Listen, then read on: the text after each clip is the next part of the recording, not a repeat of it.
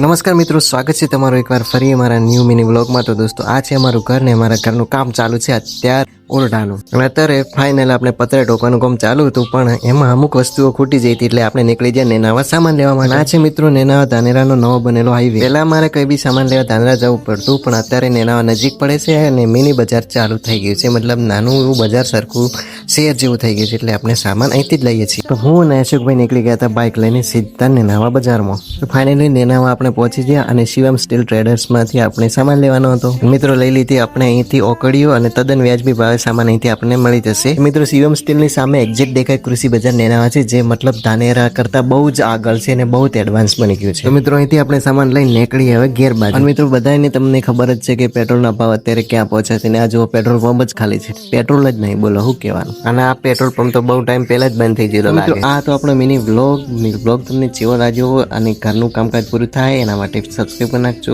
ચેનલને। મળીએ નેક્સ્ટ વ્લોગમાં।